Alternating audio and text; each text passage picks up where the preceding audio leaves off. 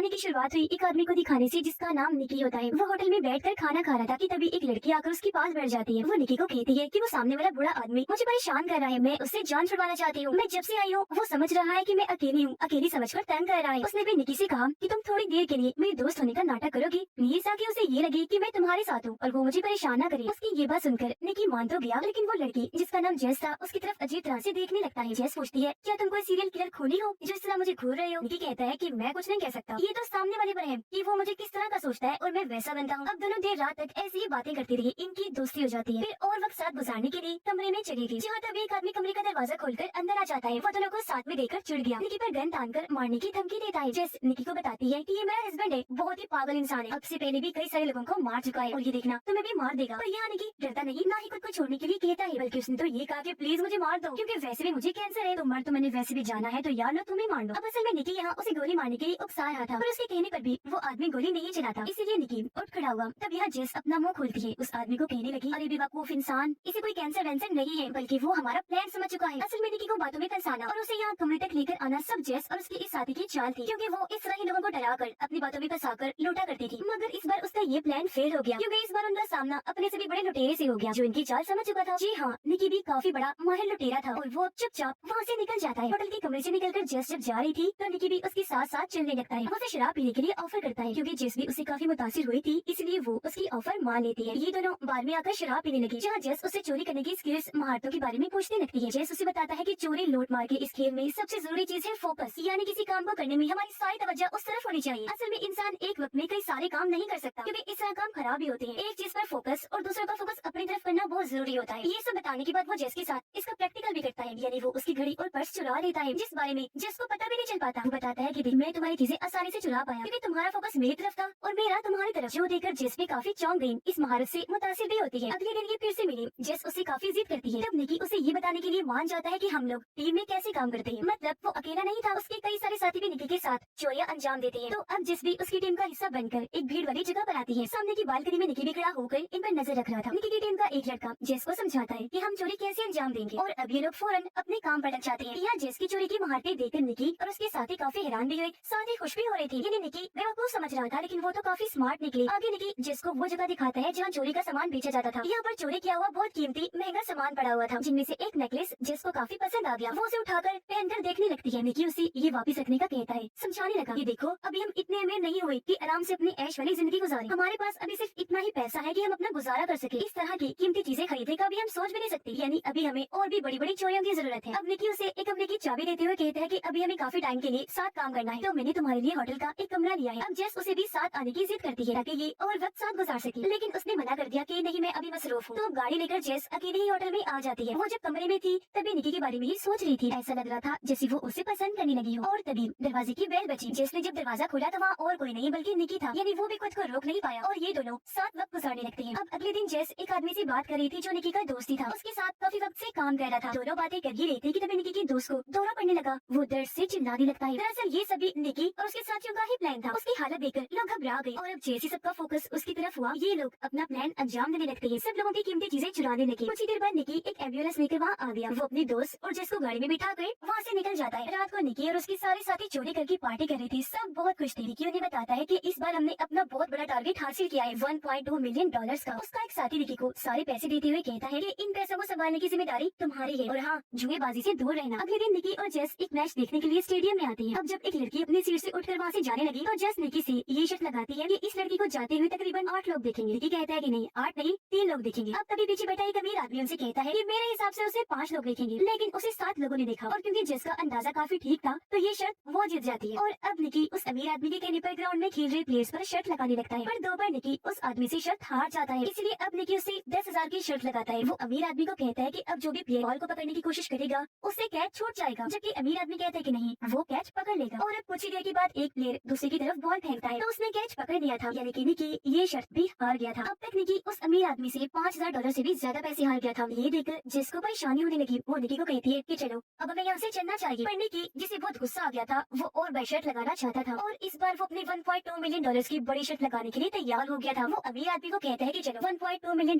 की शर्त लगाओ, हम ये शर्ट कार्ड्स पर लगाएंगे। जिसके बाद ये दोनों कसीनो में आ गए और अब निकी सारे पैसे टेबल पर रख देता है। इस सबसे जेस काफी परेशान थी। वो अभी भी निकी को यहाँ से चलने का कहता रही थी, लेकिन वो उसकी एक ना सुनकर अमीर आदमी को शर्त के लिए चैलेंज कर देता है। क्योंकि उस आदमी के पास भी बहुत सारा पैसा था, इसलिए वो भी उसकी चैलेंज को कबूल कर लेता है। मगर अब बदकिस्मती से निकी टेबल पर रखे $1.2 मिलियन भी हार जाता है। अब इन पैसों में निकी के साथियों का भी हिस्सा था, और क्योंकि सारे पैसे तो जा चुके थे, इसलिए जेस की परेशानी बढ़ने लगती है। और अब तो निकी भी चुपचाप यहाँ से जाने लगा। तब अमीर आदमी उसे तंज करवाकर कहता है कि भाई अगर किसी बड़े प्लेयर के साथ खेलोगे तो ऐसा ही होगा। जो सुनकर निकी को गुस्सा आ गया, साथ ही उसे कुछ याद भी आ गया था, इसीलिए वो फिर से अमीर आदमी की तरफ बढ़ने लगा। कहता है कि अब मैं डबल पैसों की शर्त खेलना चाहता हूँ, यानी $2.2 मिलियन की। हैरानकुन बात ये थी कि अभी उसके पास $1 भी नहीं था, मगर वो फिर भी शर्त लगाने की जिद कर रहा था। निकी अमीर आदमी को कहता है कि तुम ग्राउंड में खेल रहे किसी भी प्लेयर का नंबर नोट करो, और मैं ये अंदाजा लगाकर तुम्हें बताऊंगा कि तुमने किस प्लेयर को अपने दिमाग में सोचा है। पर इसके लिए अमीर आदमी ने मना कर दिया। वो कहता है कि मुझे तुम पर यकीन नहीं। निकी कहने लगा कि चलो मैं नहीं, मेरी दोस्त जेस उस प्लेयर के बारे में बता देगी। अब निकी का इतना पागलपन देखकर अमीर आदमी भी मान जाता है, जबकि जेस अभी भी उसे समझाने की कोशिश करने लगती है। स्टेडियम में जाकर अमीर आदमी ने एक प्लेयर का नंबर नोट कर लिया था। तब आकर वो जेस को कहता है कि जाओ और बताओ कि मैंने किस प्लेयर को अपने दिमाग में सोचा। तब निकी जेस को समझाता है कि अभी बाहर जाओ और बस प्लेयर के बारे में सोचकर मुझे बता देना। जेस ने ऐसे किया। वो दूरबीन के जरिए काफी देर तक प्लेयर्स को देखती रही, पर उसे कुछ भी समझ नहीं आती। इस दौरान अमीर आदमी निकी को कहता है कि अगर तुम चाहो तो अभी भी ये बेट वापस ले सकते हो, पर वो मना कर देता है क्योंकि ये रिस्क वो लेना चाहता था। और अब कुछ ही देर बाद जेस प्लेयर की तरफ देखकर काफी हैरान रह जाती है, क्योंकि वहाँ पर निकी का दोस्त भी खेल रहा था, जिसने 55 नंबर की टी शर्ट पहनी हुई थी। और अब जेस बिना हिचकिचाई कह देती है कि 55 नंबर वाला ही वो प्लेयर है जो अमीर आदमी ने सोचा है। ये सुनकर अमीर आदमी पागलों की तरह हंसने लगा। कहता है वेल डन, वाह भाई वाह, तुमने सही अंदाजा लगाया, तुम ये शर्त जीत गई हो। हाँ, 55 नंबर वाला ही वो प्लेयर था। जो सुनकर जेस को भी काफी हैरत हुई, क्योंकि उसे यकीन नहीं आ रहा था कि निकी $2.2 मिलियन जीत गया है। और अब ये दोनों सारे पैसे लेकर यहाँ से निकल जाती है। गाड़ी में आकर जेस निकी पर काफी गुस्सा करने लगी, उसे मारने लगती है कि तुमने अभी तक मुझे अपने प्लान के बारे में नहीं बताया कि आखिर कैसे इतनी बड़ी रकम तुम जीत गई, जबकि कुछ देर पहले तो यही लग रहा था जैसे तुम्हारे गुस्से की वजह से तुम सारे पैसे हार गए हो। अब बताओ सच क्या है, तुम कैसे शर्त जीत गए। तब निकी उसे बताता है कि अमीर आदमी के पास बहुत पैसा है, साथ ही वो बहुत बड़ा जुआरी भी है, कोई ऐसा जुआ नहीं जो उसने ना खेला हो। जेस पूछती है अच्छा तुम्हें कैसे पता चला कि मैं 55 नंबर ही चुनूंगी, तुमने इतना बड़ा रिस्क कैसे लिया। तब निकी बताता है कि काफी वक्त पहले से मैं ये बात तुम्हारे जहन में डाल रहा था, साथ साथ अमीर आदमी के दिमाग में। और अब यहाँ से कहानी कुछ वक्त पहले आ जाती है। हमने देखा कि निकी की आदमी काफी वक्त पहले से ही अमीर आदमी पर नजर रख रहे थे। उन्होंने अलग अलग तरह कोशिश करके 55 नंबर उसके जहन में बिठा दिया था। वो जहाँ जहाँ भी जाता 55 नंबर या इस नंबर की शेप उसे हर जगह दिखाई दिया करती थी। यहाँ के बैनर्स पर लोगों ने 55 नंबर पकड़ा हुआ था। ये भी उनकी चाल थी अमीर आदमी को दिखाने के लिए। और आज जब वो मैच देखने आ रहा था तो उसकी नजर निकी के दोस्त पर पड़ गई, इसलिए उसने जहन में 55 नंबर बिठा दिया, क्योंकि उसका नंबर भी 55 ही था। यही वजह है कि शर्त के दौरान भी उसने यही नंबर चुना। और अभी सारी बातें सुनकर जेस काफी खुश हो जाती है। वो फिर से मुतासिर हुई। निकी उसे कहता है कि तुमने भी काफी अच्छा काम किया, जो कहकर वो जेस को उसके हिस्से के पैसे देकर यहाँ से चला जाता है। हालांकि जेस उसे रोकने की बहुत कोशिश करती है, लेकिन वो बिना कोई बात सुने वहाँ से चला गया। इस बात को लेकर जेस रोने लगती है, क्योंकि वो निकी को पसंद करने लगी थी, मगर उसका इस तरह अचानक चले जाना जेस को बहुत बुरा लगता है। और अब यहाँ से कहानी 3 साल के बाद की दिखाई जाती है, जहाँ निकी फिर से एक अमीर आदमी को लूटने का प्लान बनाना था। इस अमीर आदमी का नाम गैरी होता है। उसे खेलों वाली गाड़ियाँ रखने का बहुत शौक था, पर गाड़ियों को ठीक करने के लिए उसे एक अच्छे मैकेनिक की जरूरत थी। इसलिए अब निकी खुद को एक अच्छा मैकेनिक बताकर गैरी से मिलने जाता है। जब निकी वहाँ से चला गया तो गैरी का गार्ड कहता है कि इससे जरा संभल कर रहना, क्योंकि इस आदमी पर मुझे बिल्कुल भी भरोसा नहीं है। फिर अब शाम को निकी एक पार्टी में आया, जहाँ उसे गैरी ने ही बुलाया था। पार्टी में जेस भी थी, जो गैरी के पास आ जाती है। अब उन दोनों को इतनी पास देखकर निकी समझ जाता है कि ये दोनों ताल्लुक बना चुके हैं। उसे बुरा लगा, इसलिए वो पार्टी से बाहर चला जाता है। वो एक जगह खड़ा ही था कि तभी यहाँ जेस आई। उसे कहती है कि मेरा उसके साथ ताल्लुक बन चुका है, लेकिन वो मेरे माजी के बारे में कुछ नहीं जानता, इसलिए तुम भी प्लीज गलती से भी उसके सामने जिक्र मत कर देना। और अब निकी पार्टी में आकर बहुत सारी शराब पी जाता है, क्योंकि उसे ये बात बर्दाश्त नहीं हो रही थी कि जेस मेरे सामने किसी और के इतने करीब है। अब निकी को गुस्सा तो पहले ही बहुत था, ऊपर से उसे शराब का भी खूब नशा चढ़ गया था, इसलिए वो गैरी के मुंह पर जोरदार मुक्का मार देता है। ये देखकर गैरी का गार्ड उसे पकड़ के पार्टी से बाहर निकाल देता है। गैरी उसे चौक से नहीं निकालता, क्योंकि उसे पता था कि उसने ऐसा नशे में किया। वो निकी को माफ कर देता है। अगले दिन गैरी का मैनेजर जब निकी को काम समझा रहा था तो पुल के पास जेस आई, जहाँ गैरी भी लेटा हुआ था। और अब एक बार फिर से उन्हें इतना करीब देखकर निकी जलने लगा। उसका फोकस दोनों की तरफ ही हो जाता है। मैनेजर से मिलने के बाद वो जेस के पास आया, उसे कहता है कि तुम्हें इस तरह के कपड़े पहनकर यहाँ नहीं आना चाहिए था, क्योंकि यहाँ कुछ लोग तुम्हें अजीब तरह से देख रहे हैं, जो बात मुझे बिल्कुल पसंद नहीं आ रही। पर जेस उसकी बातों को नजरअंदाज करके वहाँ से चली जाती है। अगले दिन निकी और जेस एक अलग जगह पर मिली। यहाँ जेस 3 साल पहले होने वाले उस वाकये के बारे में पूछती है, क्योंकि वो ये जानना चाह रही थी कि उस दिन वो जेस को अचानक छोड़कर क्यों चला गया। तब निकी उसे समझाने की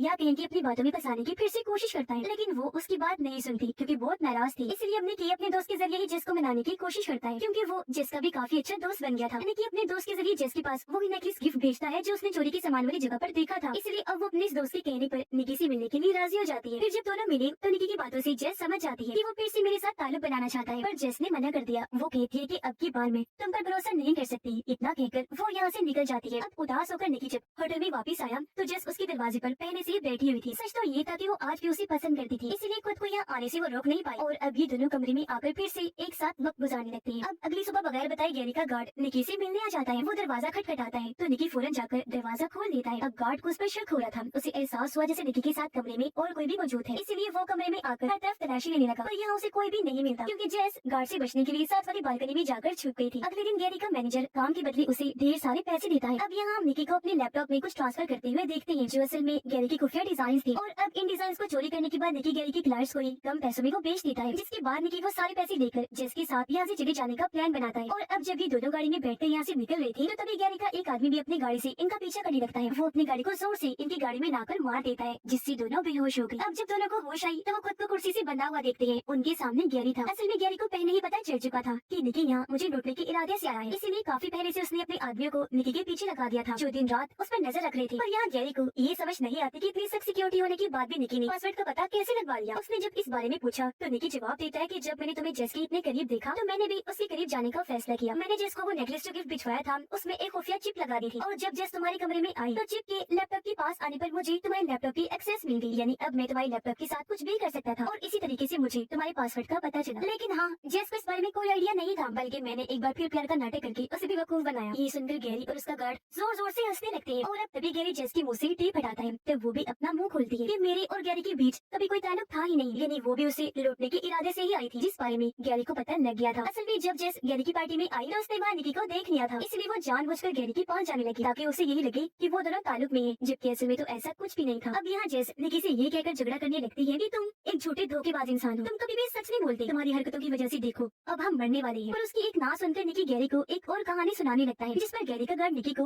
गोली मार देता है, ये कहकर कि अब हम इसका एक और झूठ नहीं सुन सकते। जिसके बाद वो गार्ड जेस पर भी गोली चलाने के लिए आगे बढ़ता है। तब गैरी उसे ये कहकर रोक देता है कि मैं यहाँ पर इसका कोई तमाशा बनाना नहीं चाहता, रुक जाओ जरा, और हाँ अब से इस मामले को तुम ही संभालोगे। जो कहकर वो यहाँ से चला गया। निकी जख्मी था इसलिए उसकी सांसें रुकने लगती है। तब गार्ड जल्दी से आगे आया, एक पंप से उसकी गोली निकाल कर कहता है कि गोली दिल पर नहीं लगी, तुम बच भी जाओगे, जल्दी ठीक भी हो जाओगे। जिसके बाद यहाँ जिसको भी पता चल गया कि गैरी का ये गार्ड और कोई नहीं बल्कि निकी के डैड है, जो अब निकी की गोली निकाल चुके थे। वो फिर जेस की मदद से सारे पैसे लेते हैं और जख्मी निकी को लेकर हॉस्पिटल की तरफ चल दिए। ये गाड़ी में थी जहाँ जेस को बातों ही बातों में पता चल गया था कि निकी ने गैरी को लूटने की प्लानिंग 3 साल पहले ही बना ली थी। तो तब से उसके डैड गैरी के लिए गार्ड का काम कर रहे थे ताकि वो अपना भरोसा बना सके। अपने डैड की मदद से उसने गैरी की पासवर्ड का पता लगवाया था, यानी उस टाइम निकी ने झूठ बोला था कि मैंने ये काम जेस के जरिए किया। निकी के कहने पर ही उसके डैड ने गोली चलाई, क्योंकि अगर वो ऐसा ना करती तो गुस्से में गैरी दोनों को शूट करके मार देता। और अब जल्दी ये लोग हॉस्पिटल पहुंच जाते हैं। उसके डैड और जेस उसे अंदर ले जाने लगे। अब निकी की सजा उसे मिल भी चुकी थी, और क्योंकि जेस भी उसकी जैसी ही थी इसलिए माफ कर उसे अपना लेती है। और अभी दोनों ऐसे ही अपनी महारतों से चोरियां करते रहेंगे और अपनी जिंदगी काफी अच्छे से गुजारेंगे, यानी अब इनका सिर्फ गुजारा ही नहीं होगा बल्कि आराम से ऐश्वर्य जिंदगी जी सकते हैं, जो दोनों का ही सपना था। और इसी के साथ ही इस फिल्म की कहानी भी यहीं पर खत्म हो जाती है।